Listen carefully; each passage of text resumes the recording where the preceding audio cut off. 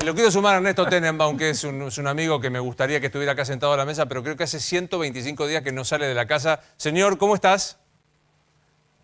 Estoy en casa, sí, hace bastante tiempo, no te digo completamente encerrado, pero sí, estoy mucho en mi casa y cuidándome mucho. Me alegra Estoy mucho. bien, gracias. ¿Y vos? Estoy muy bien acá, esperando que un día finalmente se concrete nuestro romance. Metáfora, quiero decir, por las dudas, para que te sientes acá periodísticamente hablando. Empiezo atrás para adelante, Ernesto. Recién hablábamos de, otra vez, Cristina y Alberto. ¿Hay fuego amigo? ¿Hay interna entre Alberto y Cristina? Y hay tironeo, es una relación que no es sencilla y que se ha manifestado muchísimas veces. No, siempre uno piensa hasta dónde va a llegar la tensión. Uno de los ejemplos de la tensión fue lo que pasó la semana pasada, cuando Cristina recomendó aquella nota de Alfredo Zayat en la que se criticaba la reunión de Alberto con empresarios. Y después varios comunicadores muy identificados con el kirchnerismo y Gabe Donafini sacó una carta, hubo críticas Mm. tremendas y a veces muy despectivas sobre Alberto Fernández. Y eso fue respondido por el mismo Alberto Fernández cuando anunció la postergación de la cuarentena y dijo, si alguien pretende que yo no dialogue, que se olvide porque eso no va a pasar. En una reunión donde por primera vez desde que empezó el gobierno pareció tener un poco más de poder Alberto que Cristina, porque en esa reunión hubo gobernadores muy importantes, algunos de ellos kirchneristas como Jorge Capitanich, que elogiaron personalmente el trabajo de Alberto Fernández, mientras que la postura de Cristina logró respaldo de sectores bastante marginales, Julio Mm. De Vido, Edo Nafini, no mucho más que eso. Hasta Andrés Larroque de la Cámpora, Agustín Rossi, Daniel Filmus, distintos dirigentes kirchneristas dijeron hay que bancar a Alberto. Ahora digo, Y sí. en ese contexto Alberto dijo, yo no, después le preguntaron incluso en página 12 por el artículo de Zayat y dijo, la verdad que me gustó una parte, otra no, no entiendo mucho qué quiere decir, o sea, discutió públicamente con Cristina. Ahora, tampoco hay que magnificar, uno está muy acostumbrado a cubrir internas entre personajes importantes dentro del Estado. Uno cubrió la interna Menem Dualde, la interna Menem Cavallo, la interna Dualde Kirchner, la interna, si querés, de la Rúa Chacho Álvarez. No siempre o no rápido esas internas terminan con rupturas. En este caso, Cristina y Alberto me parece que son conscientes de que forman parte de una sociedad cuyo éxito depende de que sigan juntos. Sí. Entonces irán tironeando, pero no se me ocurre que eso defina ni que Cristina se imponga completamente sobre Alberto, ni que Alberto mande solo. En todo caso, el peor perjuicio que puede tener esto para el gobierno es que lo trabe una y mil veces en decisiones que son ¿Y no importantes. sentís que eso está pasando? ¿No sentís que, digo, porque primero es cierto la descripción que vos haces de la historia de las internas clásica en la Argentina. Nunca en la historia el vicepresidente tenía los votos, unge al presidente y transforma como estratega a Alberto Fernández en el presidente de la Nación. Pero digo, ¿no sentís que traba? Porque el propio presidente pone foco en esas discusiones, ¿no? Eve de Bonafini dice lo que dice, uno está acostumbrado, podría haberse dejado pasar, no, el presidente va y le contesta. Se produce el tema del memorando de entendimiento, el presidente va y habla. Alguien habla de Venezuela, que de paso hoy el canciller desmintió a su propio presidente porque dijo no hay Estado de Derecho, el presidente va y habla. ¿No sentís que es el propio presidente el que, no sé, con un afán de comunicación o como con una coalición todavía que no cierra, es el que traba el funcionamiento? No, no, no sé, la verdad es que no lo sé. Me da la impresión de que el presidente tiene un estilo circular, donde cuando expresa opiniones sobre temas complejos que atienden a distintos intereses, cada párrafo hay una curva, una contracurva, una marcha y una contramarcha. Entonces, vos ves todo el derrotero de Venezuela, desde que habló el representante argentino en la ONU, hasta que después habló Alberto, hasta que ahora habla Felipe Solá, y en todos los casos hay distintos acentos en distintas sílabas, pero una palabra más o Mm, menos igual. sí. No es una dictadura, pero no es un Estado de Derecho, no es una democracia, pero no queremos intervención, nos preocupan las violaciones a los derechos humanos, pero es un tema de los venezolanos. Depende con quién hable, hay un acento en una sílaba o en otra, o más énfasis en un punto o en otro de todo esto. En cualquier caso, la posición del gobierno argentino, en este caso, en el caso de Venezuela, por ejemplo, no es la que tenía Cristina, que era de alineamiento absoluto con el madurismo y sin ningún tipo de observación. De hecho, hoy Alicia Castro, ex embajadora argentina de Cristina en Venezuela y en Londres, critica a Felipe Solá por lo que dice, y no es la de Macri, que da alineamiento absoluto con Estados Unidos. No sé si es la correcta, a mí me gustaría, la verdad que yo creo que Venezuela es una dictadura y me gustaría una posición más Claro. categórica, pero entiendo que hay una posición más intermedia del gobierno argentino que han tenido muchos gobiernos en la historia, que desde Alfonsín tenía una política exterior así. no rompía con Estados Unidos, no lo tomaba como un enemigo, pero discutía por lo que pasaba en Nicaragua. ¿Vos te acordás?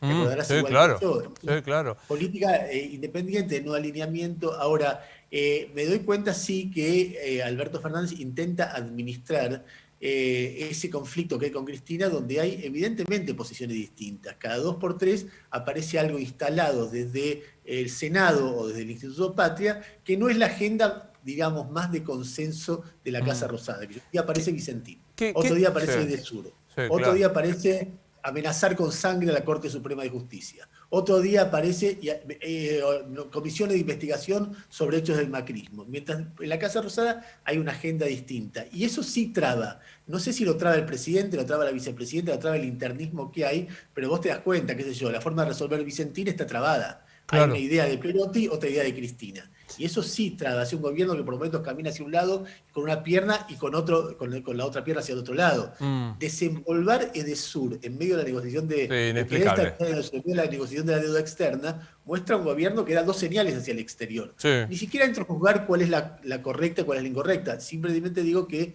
una cosa traba la otra. ¿Qué te pasa con esto que ahora, cuando empezó la cuestión de la cuarentena, venía la discusión, la infectadura, recién hablaba Florencia Cano, si había que privilegiar la salud o la economía? Hoy nos damos cuenta que era una discusión ociosa absolutamente, porque hay una crisis económica fenomenal y ahora se agrega un temor de inseguridad que algunos ya vaticinan. Bernie, acá sentado, dijo, septiembre va a ser difícil. Garrigós, que es insospechada de ser una mujer de derecho, Garrigós de Reverie, dice, ¿qué te pasa con estas? Digamos, ¿qué país te imaginás en los próximos días, con o sin cuarentena? No, mira, yo creo que la sociedad argentina, como muchas sociedades del mundo, están enfrentando en estos tiempos uno de los desafíos más extremos que le puede tocar vivir a una sociedad, que es la decisión de tener que elegir entre encerrarse y quedarse sin plata o caer mucho en su capacidad de vida, calidad de vida, anímica, económica, etcétera, o no encerrarse y enfrentarse a una calamidad, a una tragedia. Y entonces cada sociedad lo va definiendo de manera distinta, pero todas las sociedades, sobre todo donde más ha pegado el virus, que es Europa Occidental y toda América, está sufriendo muchísimo. Entonces uno ve, la Argentina hoy va subiendo la cantidad de muertos por millón de habitantes, pero comparado con lo que vivió, Sí, claro. te digo, países que no vieron mucho, Holanda, por ejemplo, o Suecia, o Francia, o España, etcétera, la verdad que no ha sufrido mucho, y ni que hablar con los países de la región, a excepción de Uruguay y Paraguay. Ahora, no ha vivido, eso muestra el éxito de todo lo que se hizo de aquí para atrás. Ahora, de aquí para adelante es una gran pregunta, porque si vos mirás los datos de hoy o de esta semana, ya hay 10 países del mundo que tienen más de 100 muertos 100 muertos por día. Y la Argentina es uno de esos 10. Entonces, y la pregunta que vos hacías hace un rato es, bueno, ¿hasta dónde va a subir esto? ¿Cuánto más va a sufrir la sociedad argentina cuando además vos tenés números que son aterradores en el conurbano? Vos ves los casos en el conurbano y es una subida terrible. En la ciudad de Buenos Aires es una subida escalón por escalón, pero sigue subiendo. Y empieza a aparecer en el interior el desafío también ahora. Y bueno, vos tenés, lo que vos planteás es así, hay un problema económico muy fuerte y hay un problema sanitario que sigue siendo muy fuerte. Y me parece que es razonable pensar, y es lo que nosotros, me parece, como periodistas tenemos que decir, es que los próximos meses van a ser muy duros para la Muy duro, Argentina. sin duda. Sí, Nacho.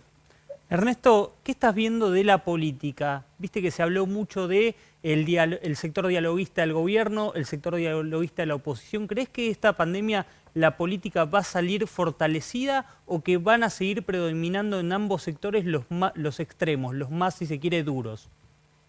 No, yo en la política veo dos corrientes, dos formas de dividir la política. La forma más habitual, que por un lado pone a Juntos por el Cambio, por otro lado a el Frente de Todos, es decir, hay dos partidos políticos, dos agrupaciones fuertes que están divididas porque compiten electoralmente, y otra división que tiene que ver entre moderados, entre palomas y halcones. Es decir, por un lado, uno ve gente que puede hablar entre sí, Horacio Rodríguez Larreta y Alberto Fernández son los ejemplos más categóricos, y gente que no, Cristina y Mauricio Macri son los ejemplos más categóricos. Entonces, me parece que en esa dinámica se juega mucho el futuro de la sociedad argentina. En los últimos 16 años, lo que primó fue los sectores, la política de los extremos, es decir, dos sectores que consideraban que los adversarios eran enemigos y que muy difícilmente se podía hablar entre ellos.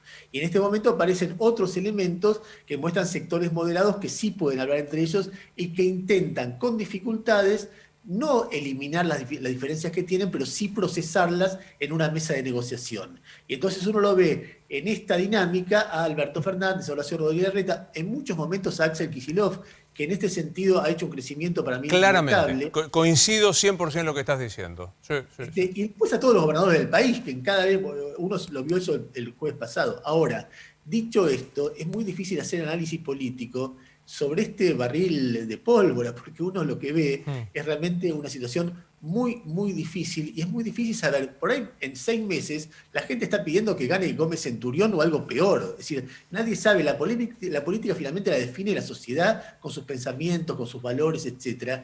Y ante un desafío tan grande en lo económico y en lo sanitario, yo no sé cómo van a cambiar los valores, si los valores democráticos se van a mantener, si va a haber enojo con la democracia, porque la democracia, el otro día me decía Fernando Henrique Cardoso, el expresidente de Brasil, me decía eso, tengo miedo que el enojo por la pandemia termine siendo un enojo con la democracia, porque la democracia no puede satisfacer la frustración que va a generar toda esta situación. Claro. Entonces me parece que el análisis político que yo más miro, más que yo miro mucho y me resultaba súper interesante lo que hablaban en la mesa, incluso con mucha información que yo realmente no tenía sobre reuniones, sobre tironeos, etcétera, pero cuando abrís el cuadro un poco más, lo que te preguntás es, bueno, ¿hacia dónde va la política argentina con las situaciones estructurales tremendas de tensión gigantesca que se están produciendo en la vida de cada uno de nosotros? Claro. ¿Cómo vamos a estar todos dentro de unas semanas? Ernesto, vos hablabas hacia dónde va la política y yo te quiero sacar de tu zona de confort y me quiero salir de la zona de confort porque quiero preguntarte sobre el periodismo, sobre nosotros, sobre vos.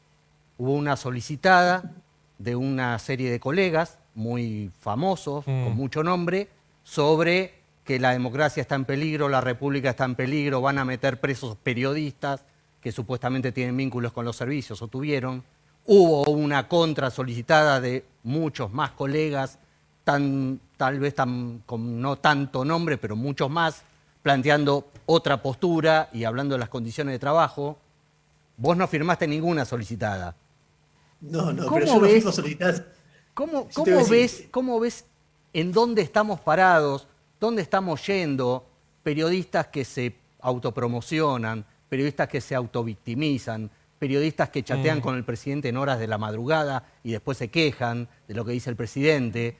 ¿Cómo ves este periodismo cloacal en el que nos hemos metido y no sabemos cómo salir?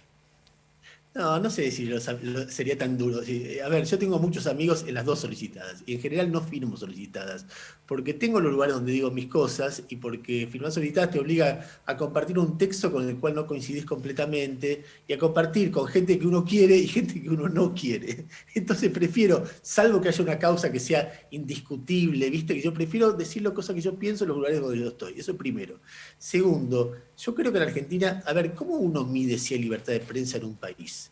Uno mide por si hay periodistas detenidos, periodistas exiliados, si hay medios que son cerrados, si hay, ponele un poco más, marchas con nuestras caras como enemigos del pueblo, afiches en las calles con nuestras caras, casas de colegas marcados porque opinan en contra del gobierno, amenazas, y uno ve distintos elementos que uno puede jugar si en un país hay libertad de prensa. Bueno, hoy en día me parece que en la Argentina hay libertad de prensa, que se puede decir. Ahora, eso no quiere decir que de repente no pase algo sobre Hugo Alconada-Amón cuando estaba Macri, que lo seguían los espías de la AFI, o sobre Luis Majul en este momento, que tuvo una serie de situaciones desagradables, que uno no puede decir, mirá, esto que pasa con estos colegas no me gusta, pero eso son tensiones habituales que pasan en los sistemas democráticos.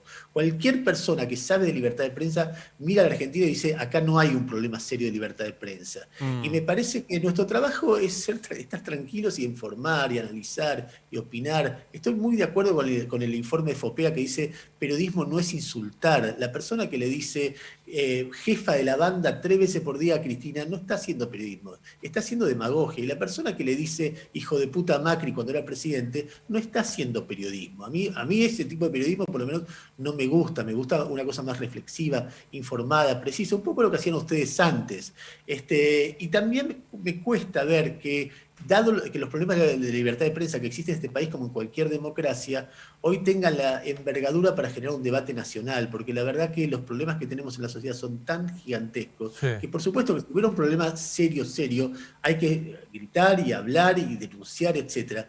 pero la verdad no me parece, por ahí me equivoco, tampoco quiero ser dueño de verdad, ni entrar en debates interminables. Nuestro trabajo es contar la realidad, o yo lo siento así, no ponernos nosotros a ver qué nos pasa a nosotros los periodistas, que no es un tema tan importante. Totalmente. Bueno, Señor, un placer verte, como siempre. Ojalá que sea... Yo sé que sos mucho mayor que yo, por eso no puedes salir de tu casa, pero te espero pronto por acá, por la mesa, y ojalá que sea habitual. De verdad, gracias, Ernesto. va a ser un gustazo, Luis, te quiero mucho. Igual. Y un saludo a todos los muchachos. Dale. Muchas gracias, señor Ernesto Tenenbaum.